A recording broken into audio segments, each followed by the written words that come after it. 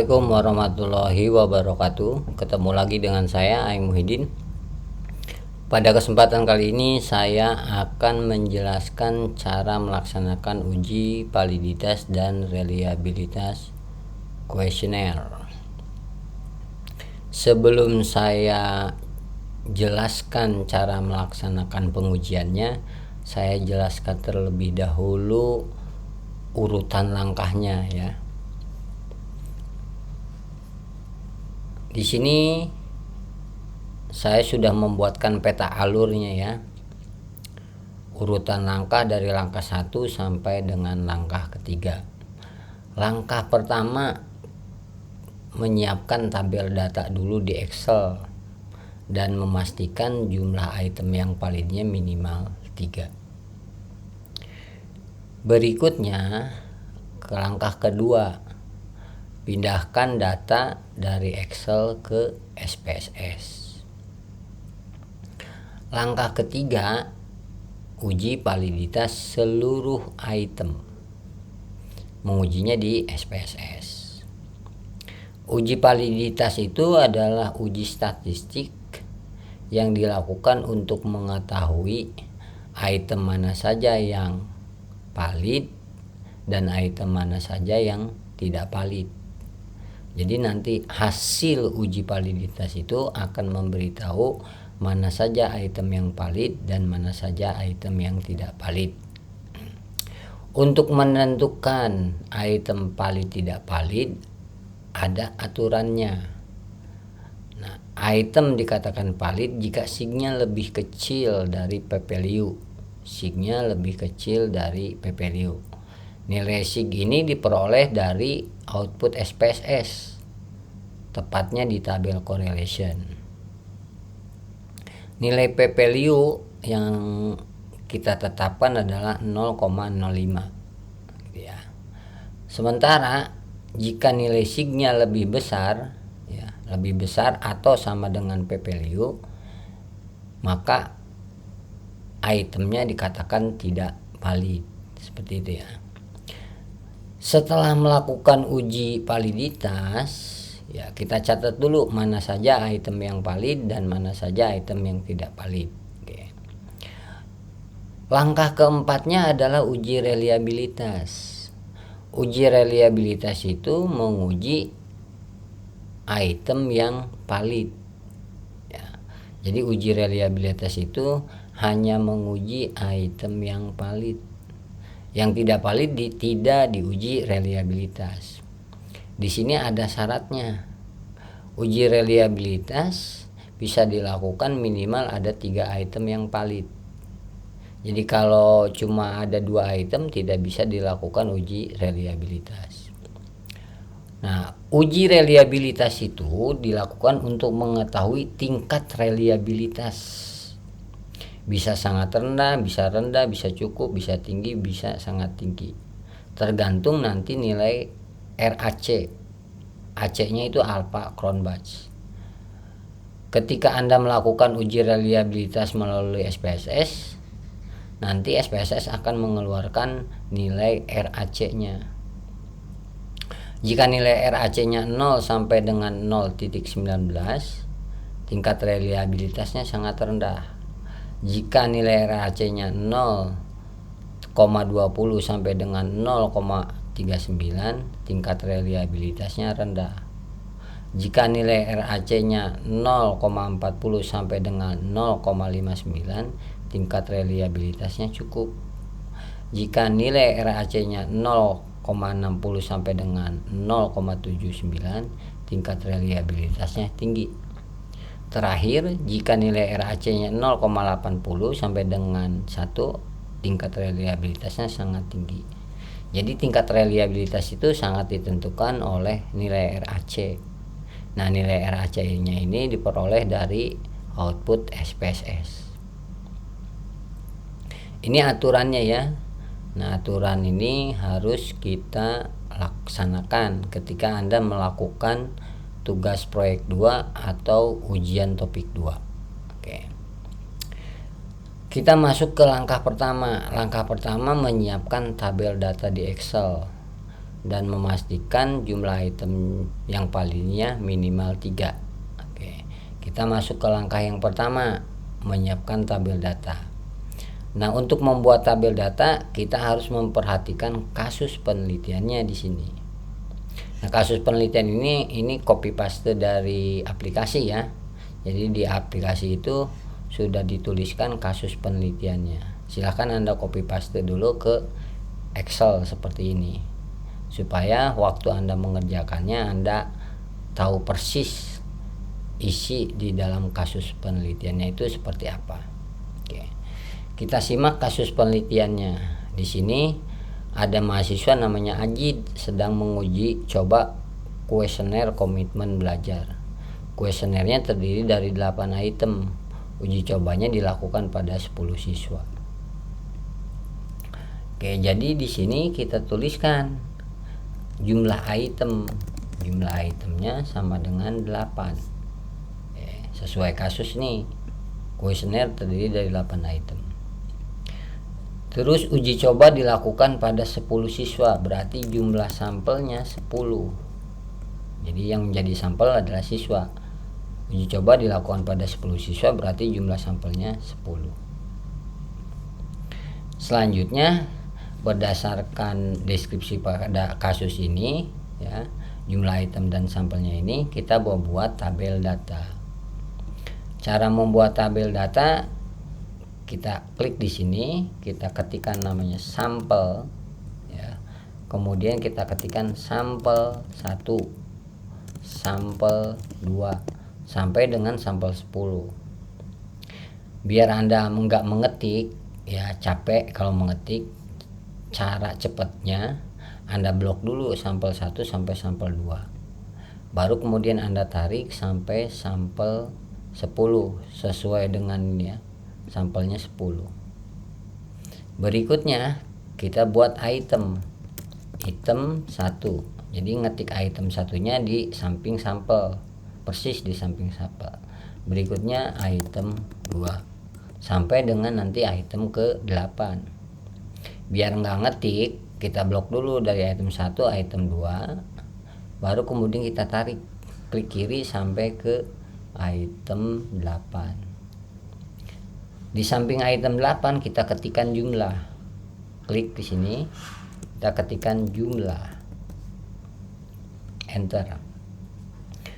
Berikutnya kita akan memasukkan data kuesioner. Kuesioner itu biasanya datanya itu terdiri dari pilihan jawaban ya. Ada yang pilihan jawabannya sangat setuju, kasih nilai poin 5. Setuju, kasih poin 4 atau skor 4. Kurang setuju, kasih poin atau skor 3. Tidak setuju, kasih poin 2.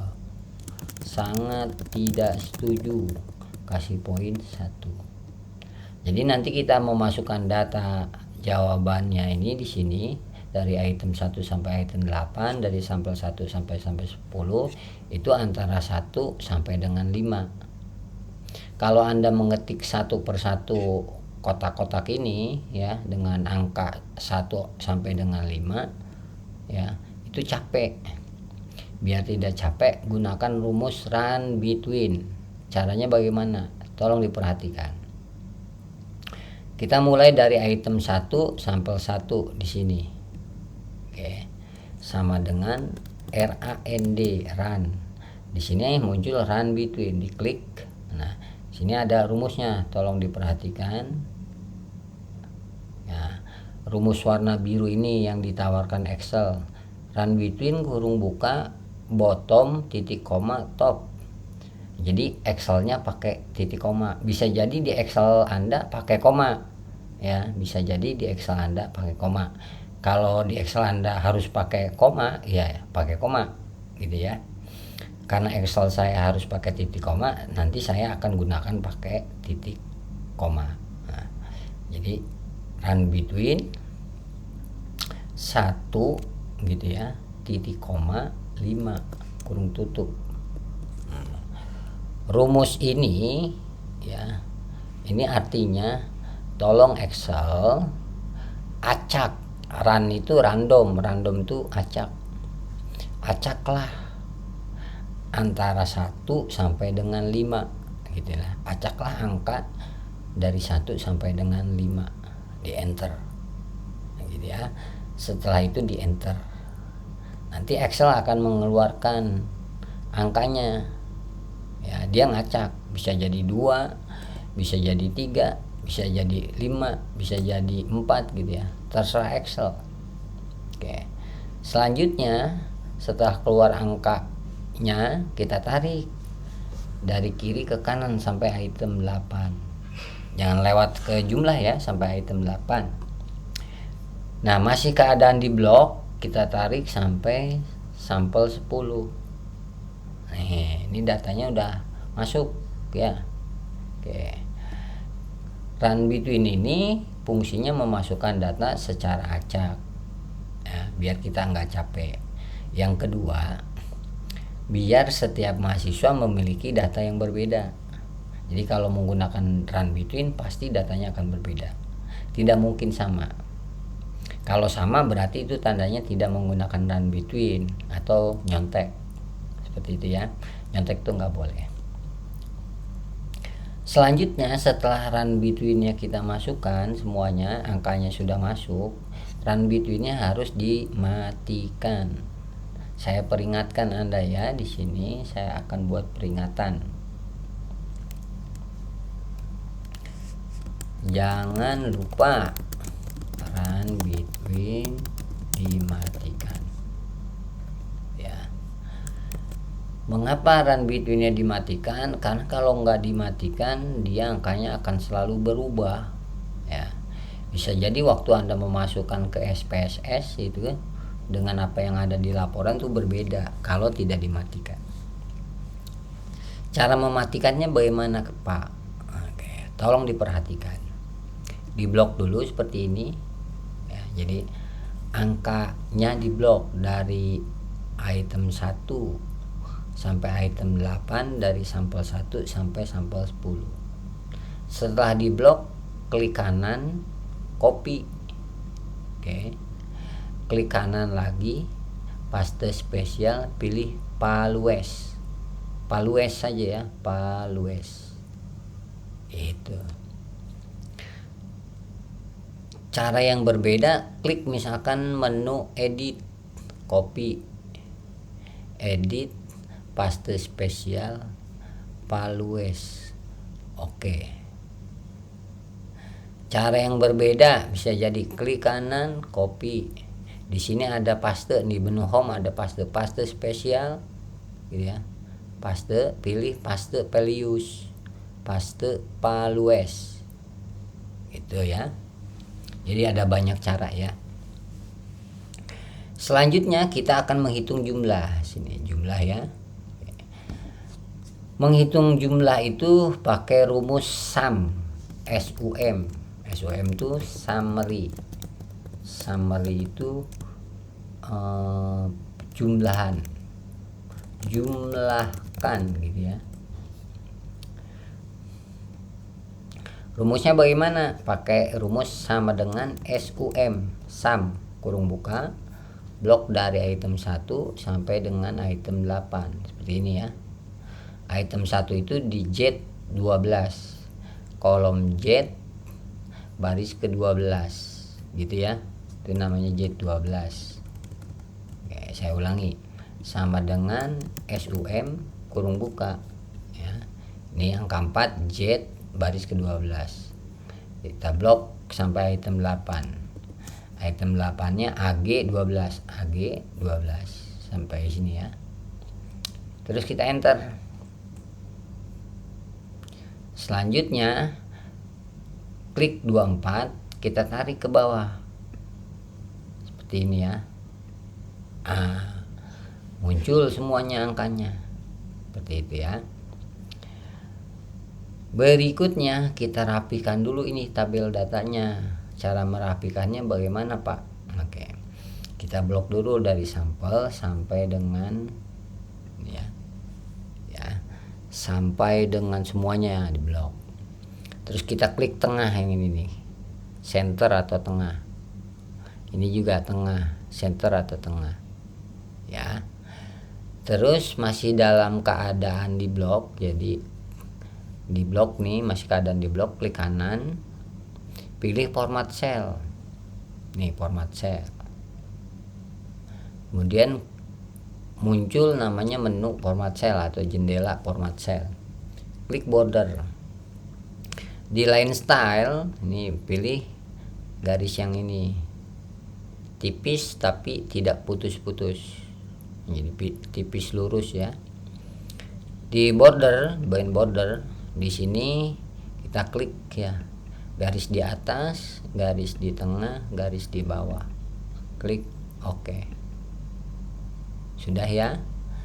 Berikutnya ini sampel sampai dengan jumlah kita blok lagi, kita bold, kita tebelin ya. Seperti ini udah rapi. Berikutnya di sini pastikan jumlah item yang valid minimal 3. Caranya bagaimana, Pak? Memastikan item valid itu minimal 3. Oke. Kita harus dapetin nilai R hitung dulu. R hitung, R tabel, kemudian valid tidak valid, valid tidak valid.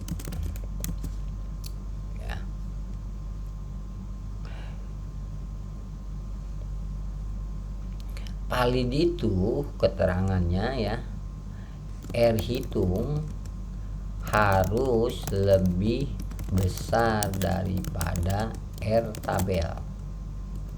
Jadi nilai R hitungnya harus lebih besar dari R tabel. Tidak valid sebaliknya, R hitung lebih kecil daripada R tabel. Lebih kecil atau sama dengan ya, sama dengan R tabel. Itu biasanya tidak valid ya. Oke. Seperti itu ya. Saya pindahkan dulu. Gitu ya. Untuk mendapatkan nilai R hitung pakai rumus Pearson. Kita klik di sini. Kita akan menghitung nilai R hitung item 1. Caranya bagaimana? Pakai rumus Pearson, sama dengan Pearson. Ini bacanya Pearson. Kurung buka. Ya, di sini rumusnya tolong diperhatikan. Array 1 titik koma, array 2. Excel saya harus pakai titik koma. Mungkin di Excel Anda pakai koma. Dilihat aja rumus warna birunya ini ya. Oke. Array 1 yang mana? Array 1 itu array 1 ini. Array 2 yang ini jumlah. Ya, saya terangkan dulu. Anda nggak usah ngasih warna ya, saya mau menerangkan saja. Jadi yang warna-warna ini, yang warna-warna hijau ini dari item 1, item 2, masing-masing item itu namanya array 1. Nah, ini array 2. Oke. Sama dengan Pearson kurung buka. Karena kita menghitung item 1, array 1-nya di item 1. Ya, jadi blok dari angka 4 sampai angka 1 di bawah ya. Titik koma array 2. Ya. Kurung tutup, enter. Item 2 juga begitu, sama dengan Pearson kurung buka. Nah, array 1 titik koma, array 2 nya jumlah ya, kurung tutup, enter. Nah, kita melakukannya dari item 3, item 4, item 5 sampai item 8. Biar nggak capek kita harus menggunakan rumus tarik, kayak cara ditarik. Tapi untuk menggunakan rumus tarik, karena setiap item 1 sampai dengan item 8 akan memakai jumlah nih array 2, maka array 2-nya itu harus kita kunci. Ya. tolong diperhatikan. Ya, ini saya hapus dulu ya. Tolong diperhatikan. Di sini AH12, AH21. Ya, kolom jumlah. Kita blok dulu AH12, AH21. Ya. Tekan FN F4. Nah, sehingga muncul di sini dolar AH12, dolar AH21. Kita tekan lagi. Jadi muncul AH dolar AH, dolar 12, dolar AH, dolar 21. Itu tekan FN F4 atau tekan F4 saja. Bisa jadi di Excel Anda cukup menekan F4 saja. Oke, tolong perhatikan. Ini AH12 sampai AH21 nya kita blok. Misalkan tekan F4. Nah, muncul AH2, dolar AH, dolar 12, dolar AH, dolar 21. Kalau nggak bisa juga ya kita ketikkan manual saja. Caranya bagaimana? Sini kasih dolar, dolar AH, dolar 12, dolar AH, dolar 21. Jadi dolarnya itu di belakang AH, di belakang huruf, dan di belakang angka, di belakang angka 12 gitu ya, di belakang AH, di belakang angka 21, seperti itu ya, baru di enter. Nah, dengan memberikan kunci dolar AH2, dolar AH, dolar 12, dolar AH, dolar 21, kita bisa menariknya. Kalau nanti tidak ada dolarnya, begitu kita tarik nanti berantakan. Maka harus dikasih dolar, ya. Oke, klik di sini, kita tarik dari kiri ke kanan sampai item 8, dari item 2 sampai item 8. Nariknya ya. Ini udah keluar nilai R hitung. Berikutnya kita masukkan angka R tabel. R tabel didapatkan dari tabel R. Tabel R-nya di mana? Ya. Kita buka dulu. Nah, di sini buka Google Chrome atau Firefox atau browser apapun ya. Tabel R PDF. Di sini kita pilih yang kedua dari primalektur.pens.ac.id, diklik. Akhirnya seperti ini tabelnya ya. Nah, kita download dulu aja. Download, save. Kita buka show in folder. Kita buka. Nah, seperti ini tampilannya tabel R. Tabel R koefisien korelasi sederhana. Kita geser ke bawah. Ini tampilannya. Di sini ada DF N-2, tingkat signifikansi satu arah dan tingkat signifikansi dua arah. Oke. Sini rumusnya ada DF N-2. N itu adalah jumlah sampel. Kita lihat jumlah sampelnya berapa sih? 10. Kurangi 2. Jadi 10 min 2. N itu adalah jumlah sampel. 10 kurangi 2 berarti 8. Saya tandain dulu di 8. Kita gunakan tingkat signifikansinya untuk dua arah, karena nanti kita uji statistik pakai SPSS-nya juga pakai dua arah. Nah, P value-nya kita tetapkan 0,05 atau 0,05. Oke. Maka didapat di sini nilai R tabelnya ya 0,6319 gitu ya. Itu cara mendapatkan nilai tabel R 0,639. Kita catat dulu biar nggak lupa. Baru kemudian kita masukkan ke Excel-nya. Tolong diperhatikan, Excel saya di R hitungnya kan pakai koma. Bisa jadi di Excel Anda pakai titik. Ya biarin aja. Kalau di R hitungnya pakai koma, maka di R tabelnya juga harus pakai koma. Kalau di R hitungnya pakai titik, maka R tabelnya juga harus pakai titik. Oke, gitu ya. Tadi kita dapat nilai R tabelnya 0,6319. Maka di sini kita masukin juga koma 0,6319, enter. Seperti itu ya. Ini saya warnanya saya matiin dulu. Yang ini juga warnanya saya matiin. Nah, Anda nggak usah ikut diwarnain, saya ngewarnain itu untuk saya menerangkan aja kepada Anda. Oke, ini kita copy, klik kanan copy. Kita blok dari item 2 sampai dengan item 8, klik kanan, paste. Oke. Berikutnya kita akan membandingkan nilai R hitung dengan R tabel, mana yang lebih besar, R hitung atau R tabel. Nah, biar membandingkannya gampang, nih angka desimalnya harus kita rubah menjadi 2 angka desimal dulu. Nah, caranya bagaimana? Kita blok dulu nih dari R hitung sampai R tabel semuanya ya. Dari item 1 sampai dengan item 8. Terus klik kanan. Klik kanan. Pilih format cell. Terus di sini ada jendela format cell, klik number, terus number lagi, klik di sini decimal place-nya 2. Jadi 2 angka desimal, berarti ada 2 angka di belakang koma atau di belakang titik, namanya 2 angka desimal.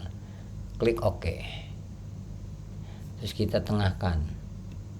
Nah, jadi tengah seperti itu ya. Kita lihat di sini ya. R hitungnya negatif 0,24, R tabelnya 0,63. Berarti di sini R hitungnya lebih kecil dari R tabel. Maka interpretasinya di sini tidak valid. Gitu ya. Item 2, item 8 juga kita interpretasinya begitu.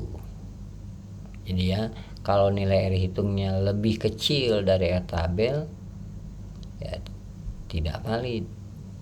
Ya. Contohnya item 2 nih, 0,66, 0,63, berarti R hitungnya lebih besar dari R tabel, maka di sini valid. Nah, daripada kita ngetik capek-capek, kita harus gunakan rumus if ya. Rumus if bagaimana caranya?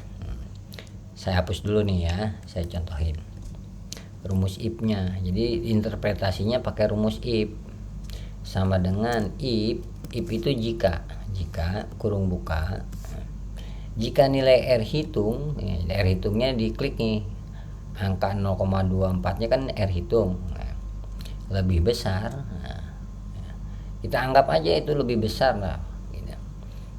Meskipun sebenarnya kan lebih kecil, tapi rumusnya pokoknya begitu. Jika R hitungnya lebih besar, klik nilai R tabelnya, 0,63 itu R tabel. Jika R hitung lebih besar R tabel, titik koma. Oke. Titik koma di Excel saya, mungkin di Excel Anda pakai koma. Lihat aja rumusnya, rumus yang warna biru ini ya. Setelah titik koma, tanda petik 2. Ingat, tanda petik 2 itu tanda petik 2, bukan tanda petik 1 dibikin 2 ya. Di keyboard Anda tuh kan ada tanda petik 2, tekan tombol shift dulu di keyboardnya, baru tanda petik 2. Valid, tanda petik 2, titik koma lagi, tanda petik 2 lagi, tidak valid, tanda petik 2, kurung tutup. Nah, ini rumusnya begini ya. Kita bacanya begini. Hey Excel, jika nilai R hitungnya lebih besar dari R tabel, tolong ketikkan valid. Jika tidak, jika sebaliknya itu jika nilai R hitungnya lebih kecil dari R tabel ya, ketikkan tidak valid. Seperti itu. Ini maksud rumus if itu ya. Setelah itu kita enter. Nah, akhirnya Excel akan ngitung sendiri dan akan memutuskan, oh ini tidak valid. Benar kan keputusan yang dibuat Excel gitu ya. Ini R hitungnya ya lebih kecil dari R tabel, makanya tidak valid. Nah, setelah item satunya didapatkan, kita tarik dari item 1 sampai dengan item 8 gitu ya. Nah, sudah nih. Oke, di sini kita dapatkan yang validnya ada, saya warnain dulu. Anda nggak usah ikut mewarnain ya, biar jelas buat Anda, biar saya memberikan keterangannya jelas, saya warnain biar Anda paham tuh, ini valid. Validnya ada 2. Nah, sementara di sini ketentuannya jumlah item yang valid minimal 3. Jadi kita harus pastikan jumlah item yang validnya minimal 3. Ini baru 2. Kita harus buat 3. Oke. Caranya bagaimana kita rubah data ini? Data dari item 1 sampai dengan item 8 kita rubah biar minimal yang validnya 3. Cara merubahnya bagaimana, Pak? Oke. Cara merubahnya kita rubah aja angka di sininya ya, terserah Anda. Yang penting nanti berubah jadi validnya ada 3. Oke. Tapi diingat ya, ini cuma untuk uji statistik di mata kuliah statistik. Kalau di saat penelitian itu nggak boleh merubah data, dilarang merubah data. Ini hanya untuk pelajaran statistik, tujuannya untuk simulasi saja ya, untuk simulasi biar Anda paham cara melaksanakan uji validitas dan uji reliabilitas. Oke, cara merubahnya bagaimana? Saya rubah-rubah aja angkanya di sini. Misalkan saya yang paling terdekat dulu nih, 0,51 dengan 0,63 kan beda dikit ya. Nah, jadi saya akan merubah data di sini, biar R hitungnya lebih besar dari R tabel.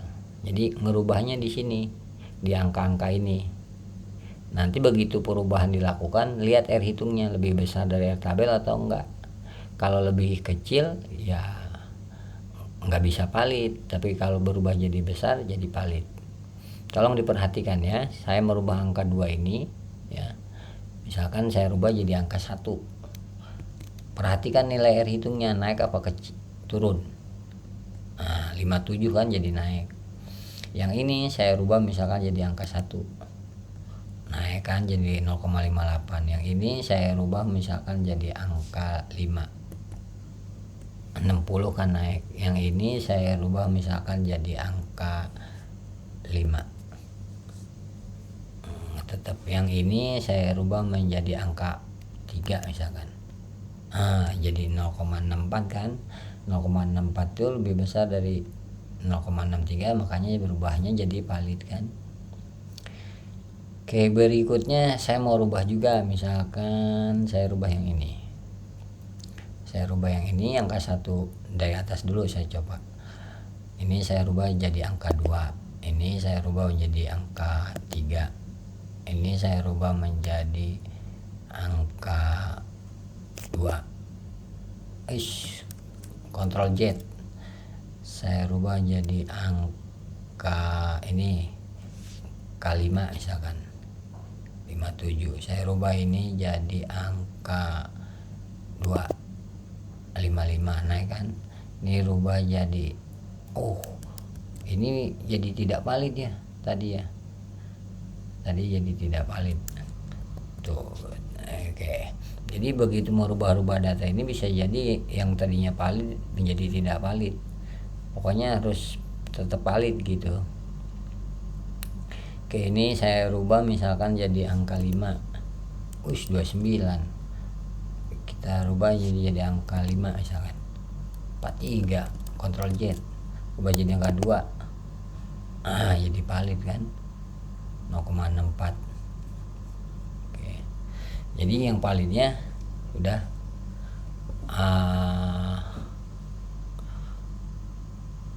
4 ya. Ada 4. Kita save dulu aja. Oke. Validnya 4. Nah, baru kemudian kita pindahkan data ini. Data dari Excel ke SPSS. Kita buka dulu SPSS-nya.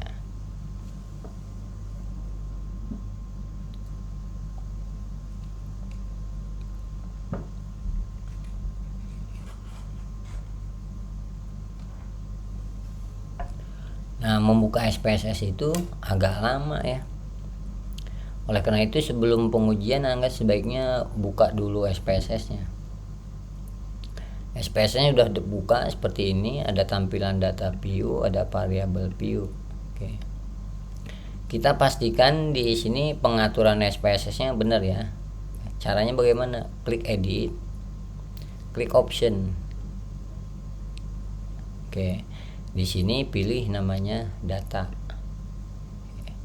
Decimal place-nya yang tadinya misalkan 2, tadinya 2, kita rubah jadi 0. Ya. Klik apply di sini. Oke. Berikutnya pivot tabelnya kita klik. Di sini Anda pilih akademik. Cari yang akademik, Anda geser-geser gini aja ya. Cari yang akademik. Kita apply lagi. Gitu ya. Oke.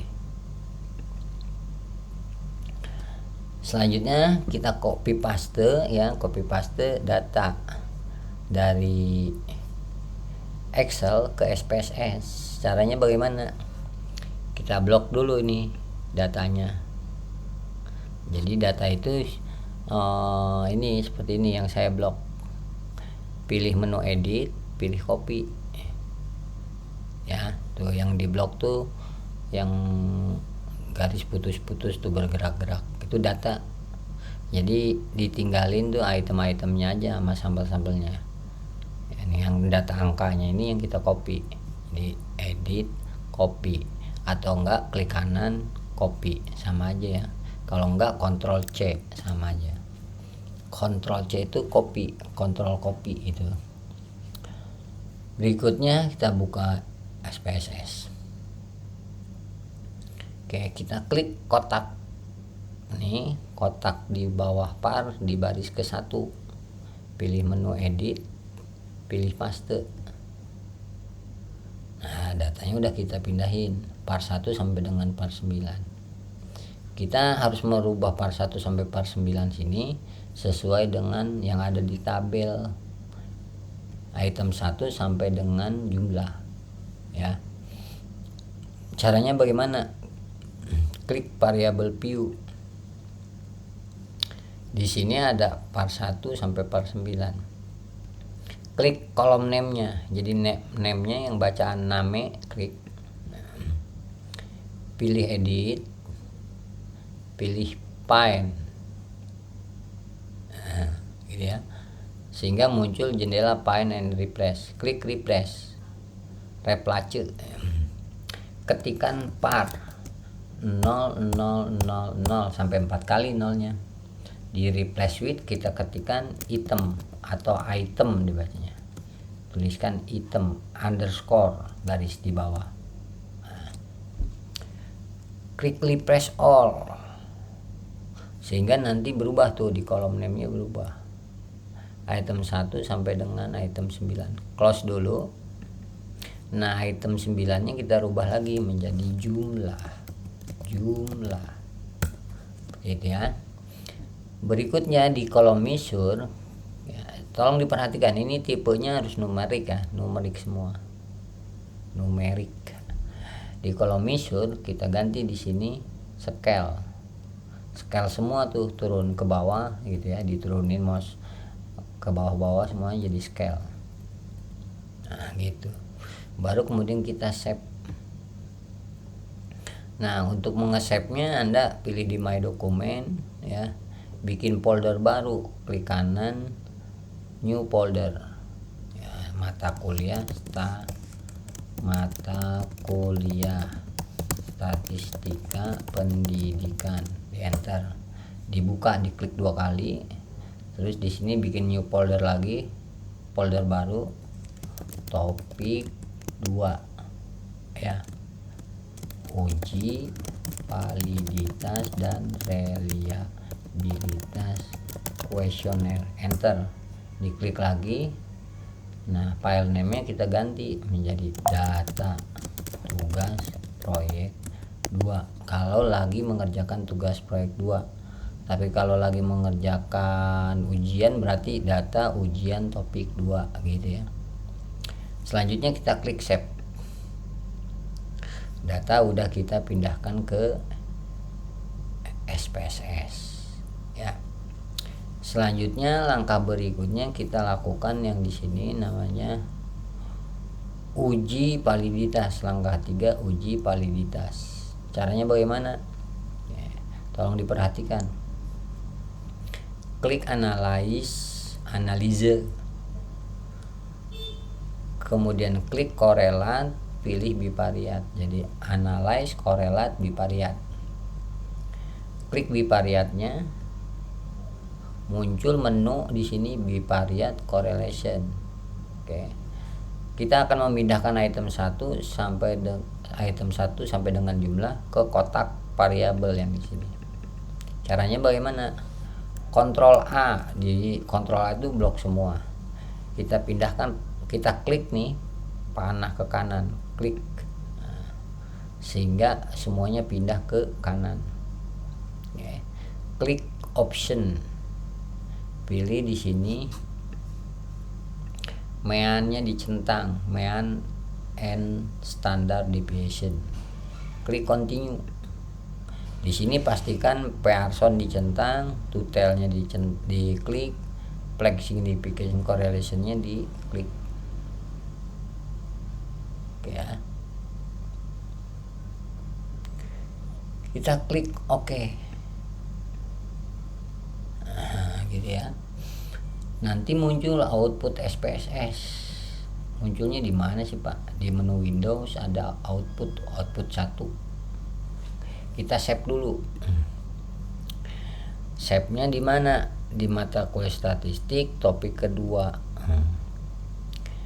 Kita namain output uji validitas dan reliabilitas kuesioner.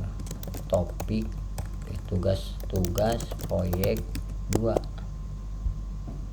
gitu ya, biar nanti ketika ada perbaikan Anda tidak usah melakukan pengujian lagi, Anda bisa membuka file outputnya gitu ya, dengan di save itu gitu ya. Tapi kalau nggak di save, nanti ketika Anda ada revisi, ada perbaikan, Anda harus membuat ulang gitu ya, kan capek. Oleh karena itu kita perlu save dulu outputnya, save. Nah setelah di save, ini ada tabel correlation, diklik 2 kali tabel correlationnya. Caranya bagaimana? Klik kiri 2 kali, tek. Nah, ini item 1 sampai dengan item 8 di blok begini dari atas ke bawah.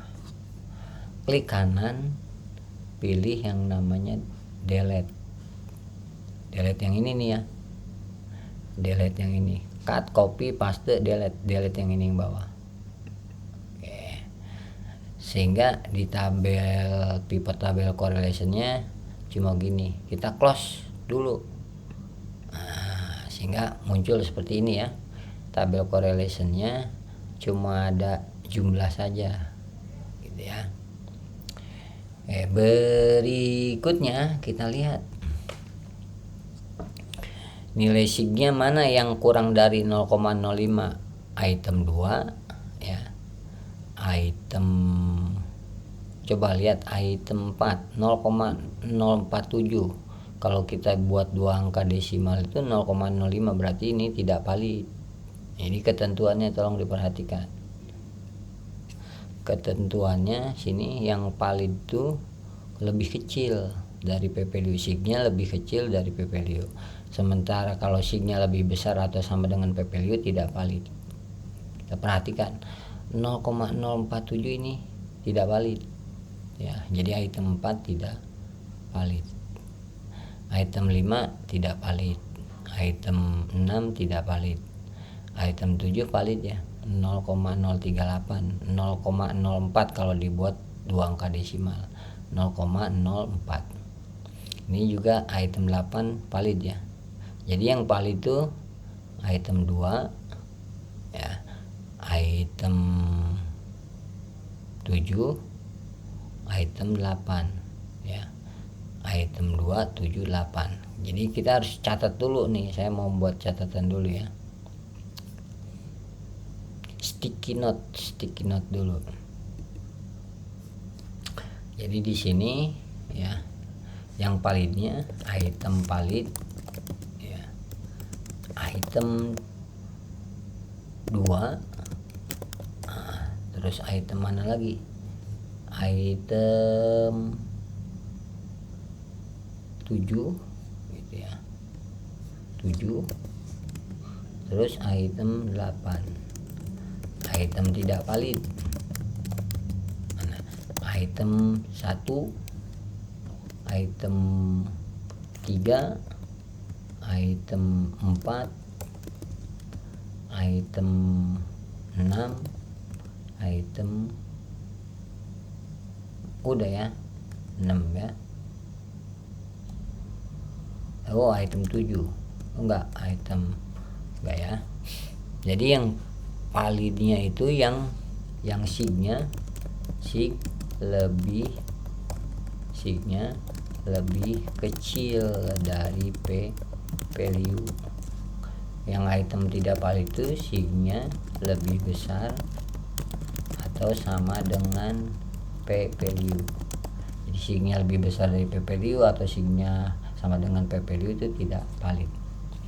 Item 2 0,05 kan, 0,005 itu valid. Item 7 0,038 itu valid juga.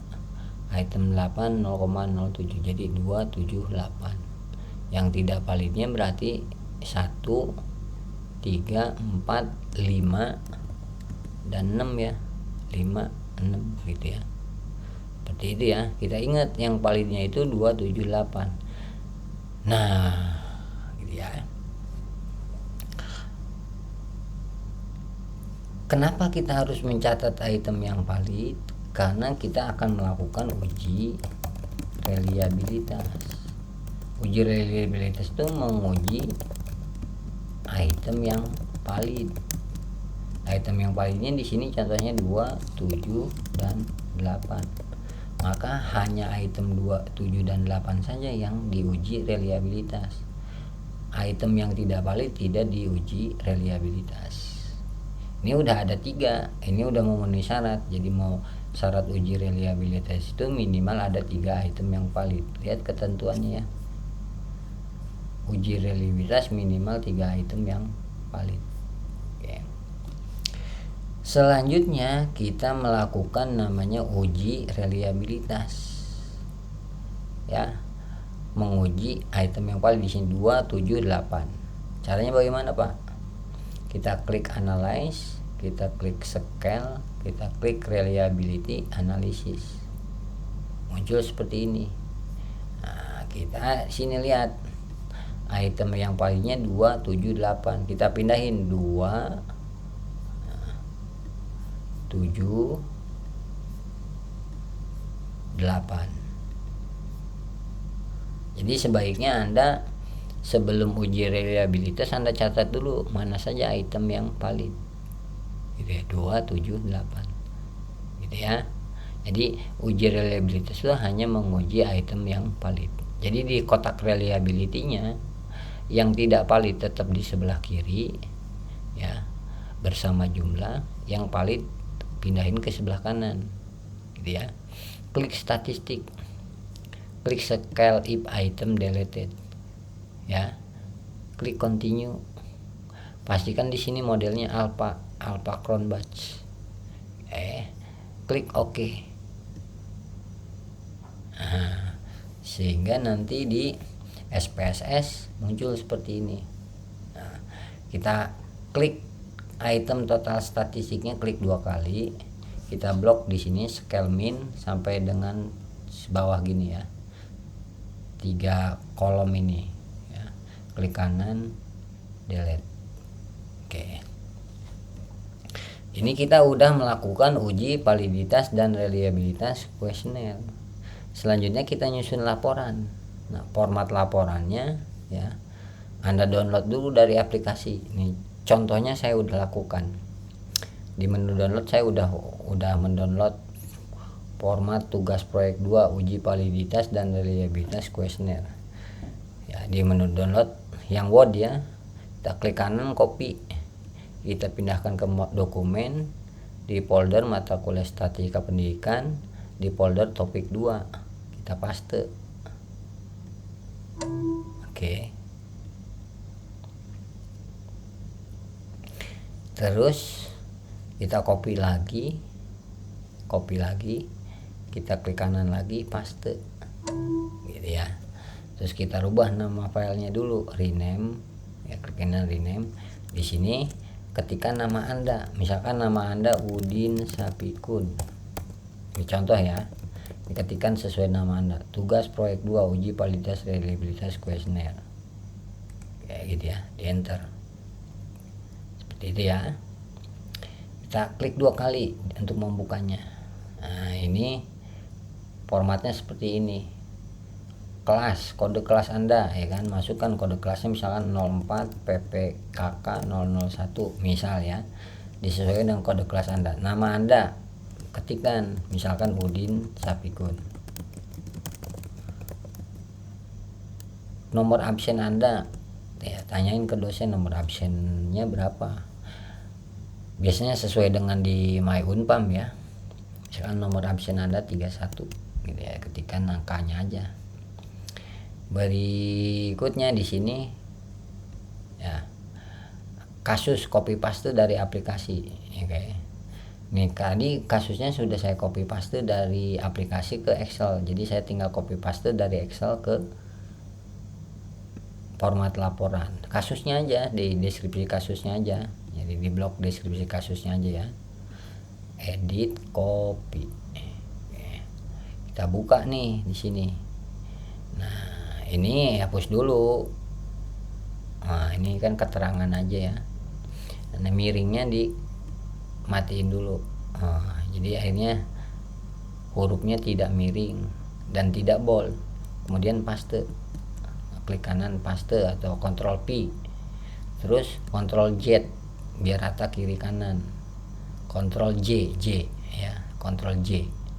Terus ini titik, di run with ini kasih titik, titiknya jangan di bold, biasa aja, jadi rata kiri kanan paragrafnya gitu ya, hurufnya Tahoma 11. Oke. Berikutnya tabel data 1, copy paste dari Excel. Ini Excel blok seperti ini. Oke, klik kanan edit copy, klik kanan copy, buka lagi format laporannya, paste di bawah tabel 1. Ininya hapus dulu. Nah, itu panduan doang ya buat Anda. Paste tabel dengan tabel 1 dengan tabelnya kita buat rapet, paste ini gitu ya, paste. Tolong diperhatikan seperti ini ya. Ini kalau Anda lihat ya, tabelnya ini melewati garis pinggir kanan. Ini juga melewati nih. Ya, ini kan garis pinggirnya tuh gini ya, melewati garis pinggir di sebelah kanan. Cara ngerapihinnya bagaimana? Nah, diklik di sini. Nah, jadi mouse-nya, kursornya kedap-kedip di kata sampel ya. Kemudian blok, ini ada tanda plus blok, hurufnya kita ganti menjadi Tahoma, ukurannya 11. Berikutnya pilih layout. Di sini ada auto fit, klik auto fitnya, pilih auto fit content. Klik lagi auto fitnya, pilih auto fit Windows. Ya. Terus di sini ada layout, ada distribute kolom. Klik seperti ini ya. Oke, berikutnya kita perbesar dulu nih. Ini ya, ini blok seperti ini, klik kanan ya, tabel properti gitu ya, ini repeat. Oke. Berikutnya ini blok sininya. Oke, layout di text direction, arahnya nih diklik sampai arahnya menghadap ke atas seperti ini ya. Kemudian kita blok lagi auto fit content, auto fit Windows seperti ini. Jadi akhirnya seperti ini ya, rapi ya. kita blok lagi aja, distribute kolom gitu ya, distribute lagi, distribute row lagi, Ctrl Z, auto fit lagi, content auto fit Windows seperti ini ya. Oke, ini udah rapi seperti ini ya. Oke, berikutnya hasil pengujian. Hasil pengujian kita antara tabel dengan C ini harus kita rapetin, ini berjarak 1 spasi. Oke, kita masukkan hasil pengujiannya, kita lihat SPSS nya ya. Saya biasanya bagi dua begini gitu ya. Nilai signya kita masukkan dari tabel correlation item 1 0,491 0,491. Nah, ini masih di bold, kita blok dulu nih, Ctrl B lagi, dibiasain nggak di bold. Jadi yang di bold itu cuma judul kolomnya aja. Item 2 0,005 0,005. Item 3 0,636 0,636. Item 4 0,047. Item 0,343. Item 5. Item 6 0,438. Item 7 0,038. Item 8 0,007.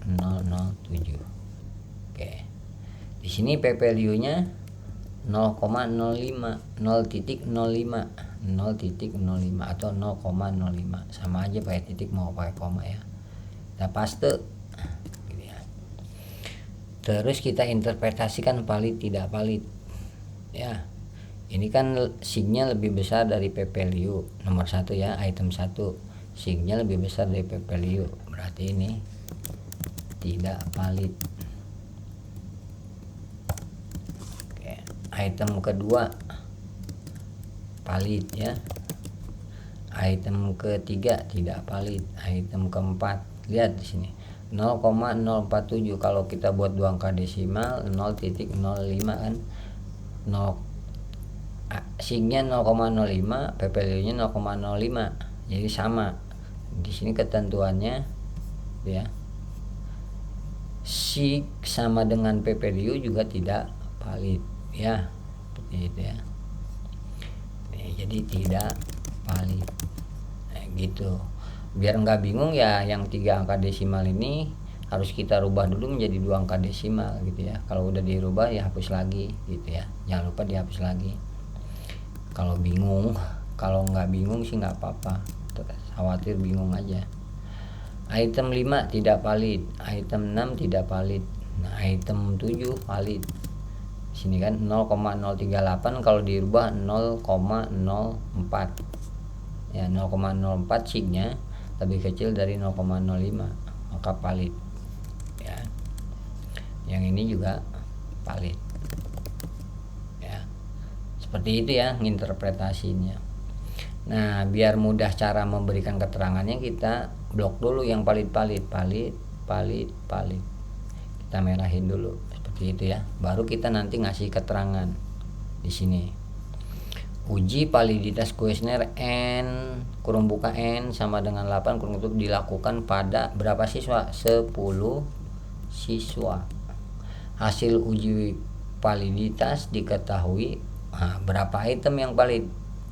3 item valid. Item mana saja? Item 2, item 7, koma, dan item 8. Dan berapa yang tidak valid? 8 kurangi 3, 5 item tidak valid. Item mana saja? Item 1, koma, item 3, koma, ya 1, 3, 4, 5, koma, dan 6. seperti itu ya.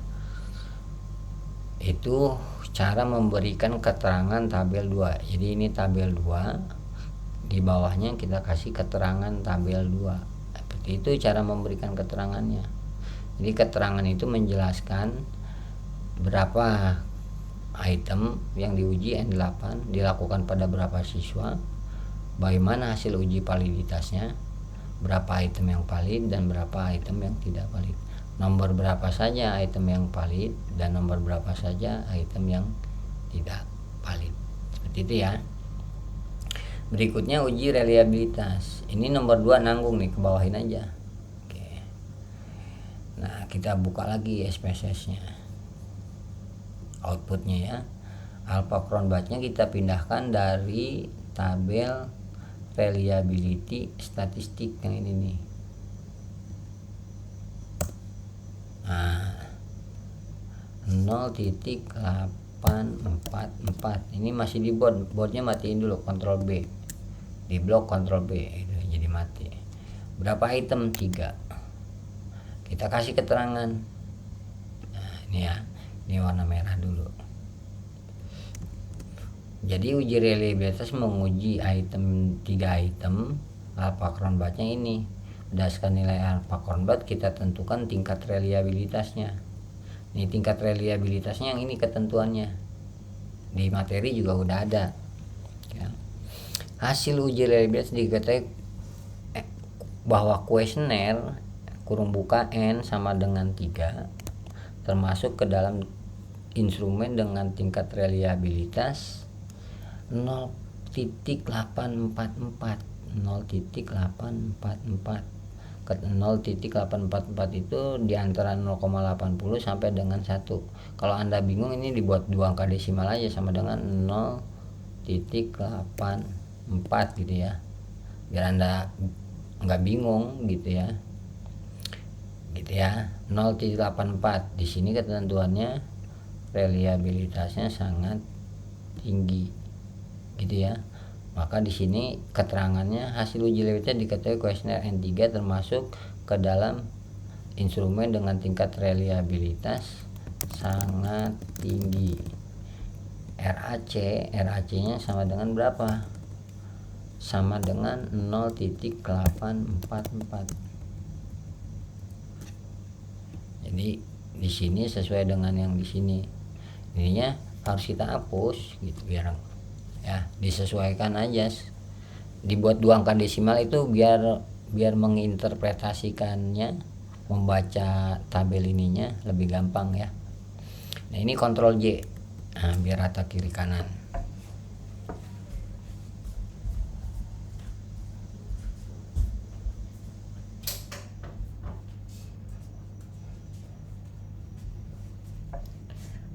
Oke, selanjutnya tabel 4. Tabel 4 ini dapat dari ini, item total statistik. Di sini di item total statistik yang diuji kan item 2, 7 dan 8. Kita masukkan di sini. Item 2 tab item 7 tab item 8. Nah, oke. Kita masukkan Alpha Cronbach if item delete-nya 0.786. Ini item 2 ya. Item 7 0.795. Item 8 0.765. Seperti itu ya.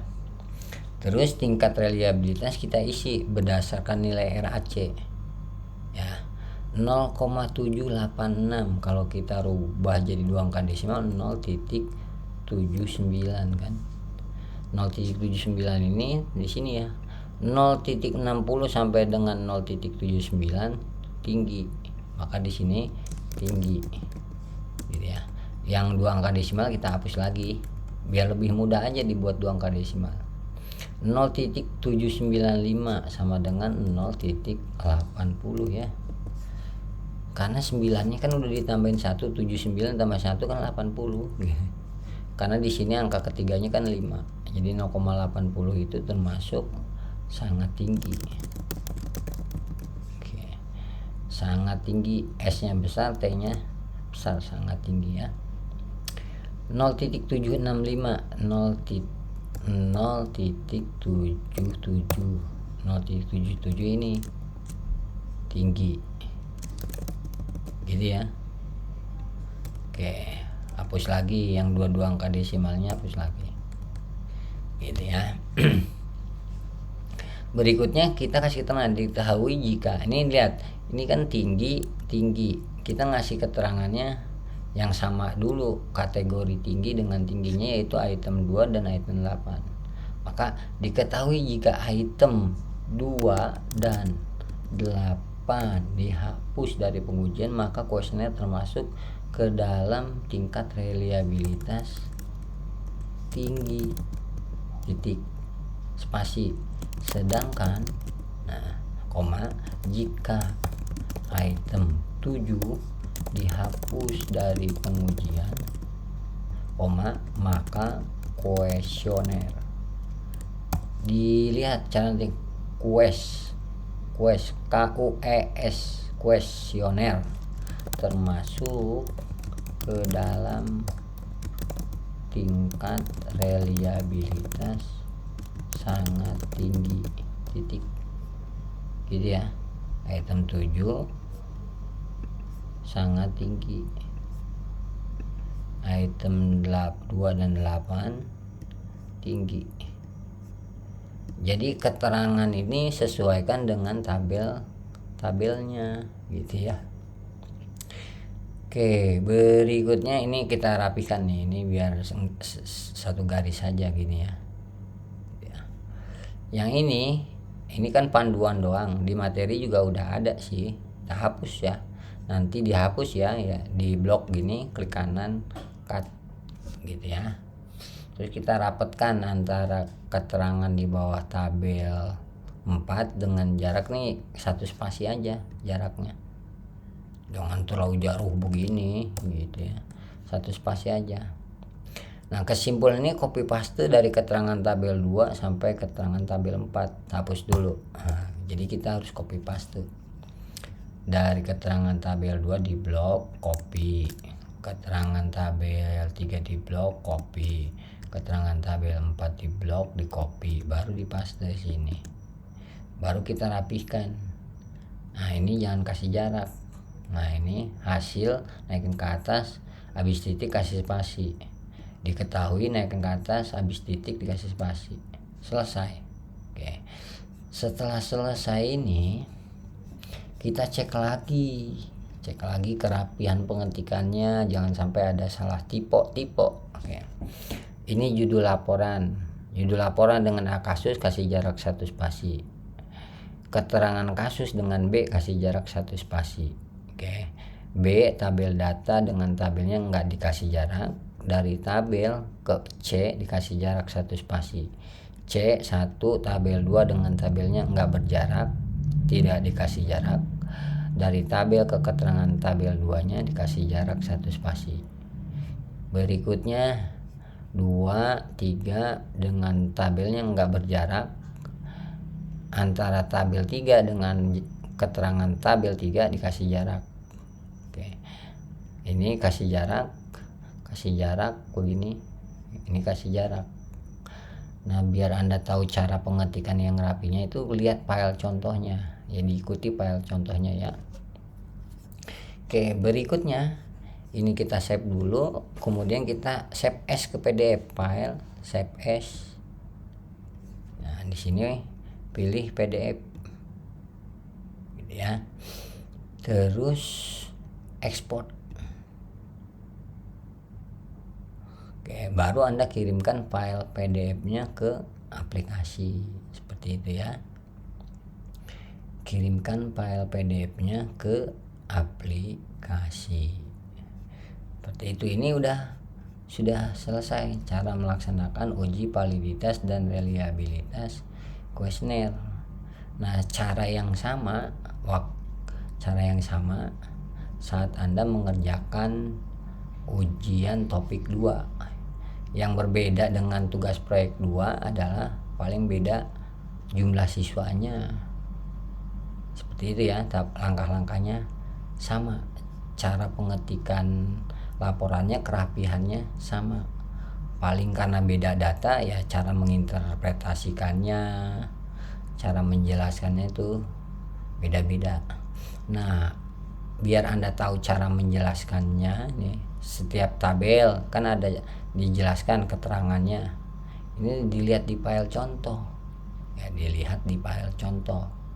Jangan sampai nggak dilihat file contohnya. Biar Anda tahu cara memberikan keterangan setiap tabel. Tabel 2 dikasih keterangan, tabel 3 dikasih keterangan, tabel 4 dikasih keterangan. Nah, kata-katanya bisa dilihat di file contoh. Seperti itu ya. Seperti itu ya. Oke, saya kira cukup. Terima kasih. Assalamualaikum warahmatullahi wabarakatuh.